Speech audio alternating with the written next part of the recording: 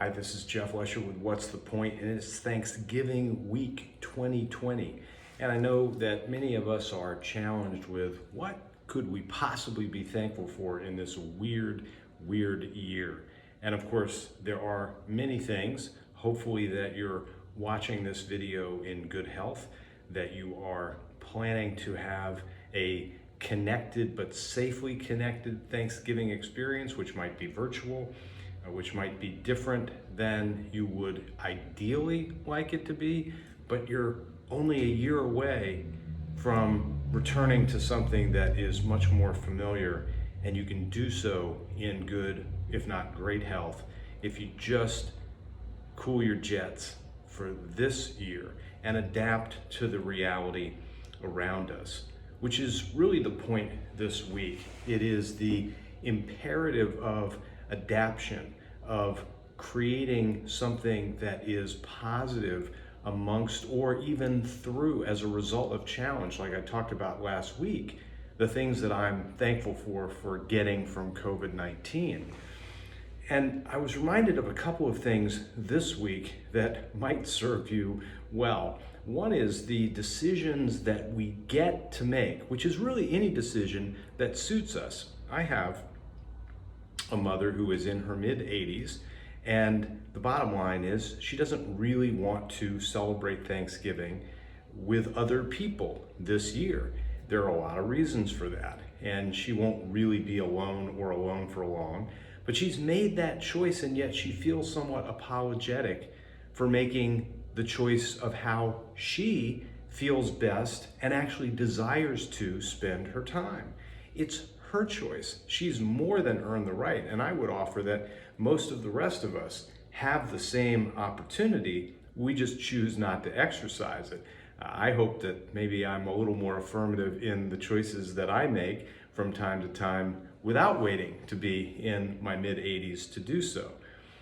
But she has that option, and so do each of us. Make the choice that best suits you and explain it, sure, but you don't have to justify it ultimately, because you get to choose. We all get to choose. And then when we do make choices, we do have to recognize the potential consequences or downsides and agree to be okay with that or with those. Here's the other thing. I heard this very odd story on the radio this morning, which is about a study in the UK trying to recreate old, really old smells. I'm not making this up. So they're looking at literature to determine basically, for example, what people smelled like in the 1600s in Europe. Personally, I don't really want to know. There's some things that are in fact best left to history. So while we can learn lessons from some things that are swirling around us, and we should apply them, we should make decisions that suit us and test those out and be willing to abide by whatever consequences or potential relative downsides exist. And there's some things that we just need to move on from. And so I won't bore you with the details of my particular sensibility around some of what we should be moving on from 2020 into a much brighter future. But we get to make those choices too. And then ultimately, that's what we should be most thankful for, most protective of, and most judicious in the use of, which is our ability to choose. We had a team meeting last week where somebody cited a study that the difference basically between apes and humans, or whatever the proper species name is of apes versus Homo sapiens, is the ability to make reasoned choices.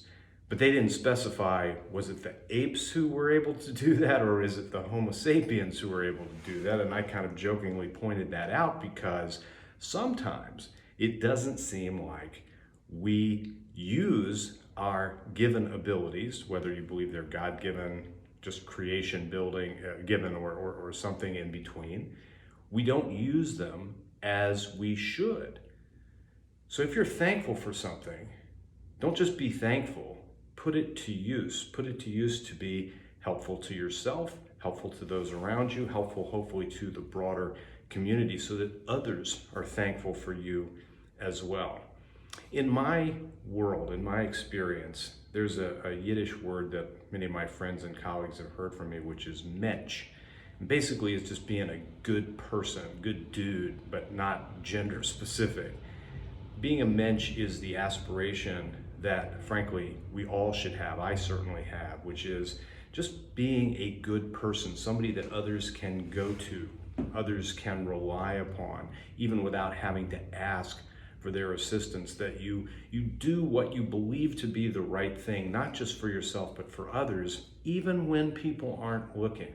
That's the old lesson of good behavior and true character that we understand. It's not what you do in full view of everyone else, it's what you do when no one else is looking. So there are so many people in my life for whom I'm thankful and for what they do, bringing thanks and bringing goodness into my life. So if we all could, even in the American tradition of celebrating Thanksgiving, think a little Yiddish and aspire, at least over the next few days, to be a mensch, that would be a good thing. Be safe so that you stay well. Remember that we're playing the long game, not just what feels good in the moment. And if we make those choices that are best for us and best for those around us, then we are living in a place where people make reasoned, rational, thoughtful decisions. And for that, we should all be thankful. And that's the point.